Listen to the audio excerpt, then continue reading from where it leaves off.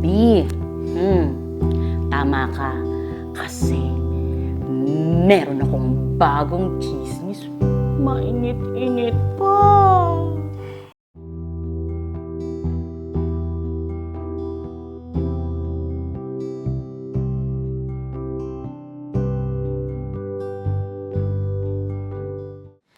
At ito na nga, be. Diba? Yung amo ko si Madam. Yung asawa nasa Amerika. Oo. Diba? Malakas ang kutob ko. Nakikita ko. Alam ko. May lalaki yan si Madam. Magaling lang talaga siya magtago eh. Kaya hindi ko pa siya nakukutindihan. Pero lapit na. Talaga ba, be? Diyos ko, grabe naman pala talaga yung amo mo, no? Diyos ko, kung titingnan mo, bait-baitan, pero may tinatago palang kalandian sa katawan. Diyos mio, Marimar. Sa bagay, syempre kailangan din niya ng tilig. Eh, lalo na ngayon, nasa Amerika ang Diyosawa. Ay, nakuday. Sinabi mo pa, be. At eto na nga, ba? One time, naglilinis ako doon sa kwarto niya. Alam mo ba kung ano nakita ko, ha? Ano? Diyos ko, sabihin mo nito naman, binibitin pa ako eh. Alam mo, napaka-chismosa mo talaga, ha? Ito na nga. Mars, ito nga, B. May nakita akong dyan. May nakita akong condominium sa cabinet. Ay. Naku, baka naman noon pa yun. Nung nandyan yung asawa niya. Baka naman hindi nagamit o hindi natapon ng maayos. Ay, naku. Ikaw masyado kang judgmental. Ay, basta. Malakas ang loob ko. Hindi natago talagang kababalaghan yan si Madam eh. Pero, may naisip na akong paraan para madiskubre ko yung kababalaghan na ginagawa ni Madam. At yun ang abangan mo, Bim. Gusto ko yan. Nakaka-excite naman, babe. Napaka-chismosa mo talaga, no? Ay siya, mamaya ng chismisan at maglilinis pa ako. Pero alam mo na, may new revelation na naman at I can't wait para sabihin sa'yo. Nahawa lang ako sa'yo, no? O siya, ako'y uuwi muna at maglilinis din. Pero mamaya na ang Chika Mini! Ay! Darating ang araw, mauhuli rin kita, Madam. Dahil walang sekretong hindi nabubunyag.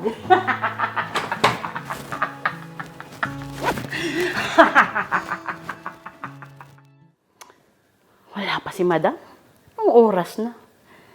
Siguradong kasama na naman nun yung lalaki niya. Pag ito talaga, nalaman-laman ng asawa niyang ginagawa niyang kababalakan, may kalalagyan to si Madam eh.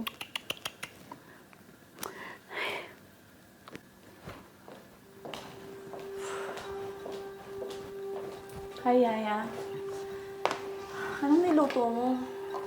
Gutom na kasi ako eh. Sobrang daming trabaho sa office. Eh, Madam, akala ko naman kasi nag-dinner na kayo sa labas. Eh, hindi tuloy ako nakapagluto ng dinner. Eh, sa susunod naman kasi, magsabi kayo, Madam. Saka, anong oras na naman kasi, no? Yaya naman. Alam mo namang madalas akong late na umuwi sa office eh. Dahil marami akong trabahong tinatapos. Pero hindi naman ibig sabihin nun, hindi na ako pwedeng gutumin, di ba? Eh, dapat naman kasi, Madam. Nagsabi kayo, tumawag ba? Para nakapag-prepare ako ng kakainin ninyo. Para alam ko rin naman po, di ba? O siya, huwag na nating pagtalunan yan. Ako na lang mamaya ang maghahanap ko anong kakainin ko. Magbibihis na lang muna ako, okay?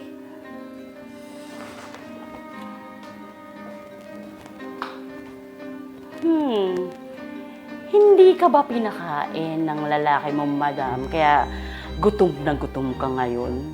O masyado kang ginutom dahil sa paglalaro ng apoy? Ay, lalaki pa more!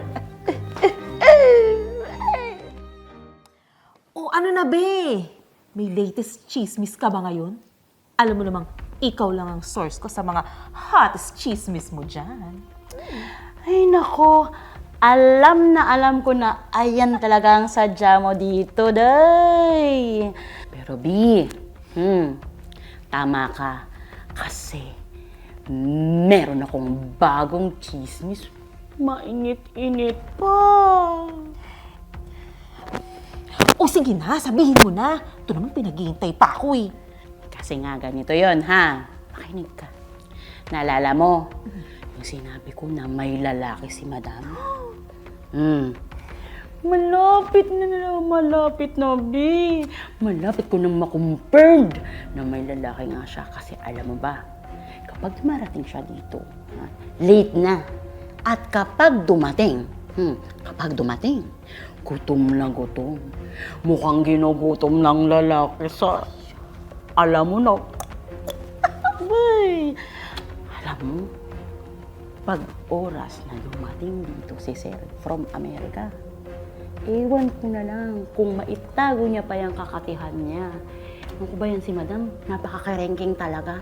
Hindi ko alam bakit may mga babae na may asawang tao. Tapos, gagawa pang magpatingin sa ibang lalaki. So, ganyan pala yung ginagawa nyo habang wala dito yung mga amo nyo sa pamamahay? Ang pagchismisan ng buhay ng ibang tao na wala namang katotohanan? At ikaw naman, saan mo naman nakuha yung marisyosang chismis na yan? Kaya pala wala kang magawang matino dito sa pamamahay ni ultimo pagluluto kasi inuuna mo yung chismis na yan, ha?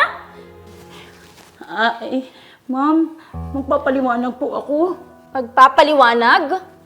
O gagawa ulit ng bagong storya para makagawa ng chismis? Alam mo, matagal ko nang napapansin na wala ka talagang nagagawang matino dito sa bahay na to. Ni ultimo pagluluto, hindi mo magawa. Mas marami pa nga akong trabahong nagagawa dito sa bahay na to kaysa sa'yo. Kahit busy ako sa trabaho ko. Ngayon, sa tingin ko hindi ko na kailangan ng katulong dito sa bahay na to. Lalo na kung yung taong yun gaya niyong mga chismosa at mahilig manira ng buhay ng ibang tao.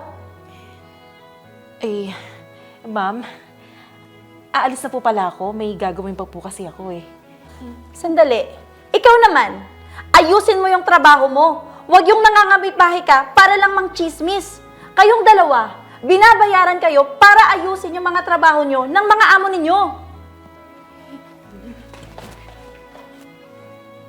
At ikaw naman, ayusin mo na yung mga gamit mo. Dahil bukas na bukas din, ayaw na kitang makita sa pamamahay ko. Ayaw ko pa naman ng taong chismosa at naninira ng buhay ng ibang tao para lang may mapag-usapan at mapag-chismisan. Madam, napaka-chismosa mo kasi, napakatabil ng dila. Award ka tuloy. Nakapupunta ngayon. Nakamper. Chismis pa.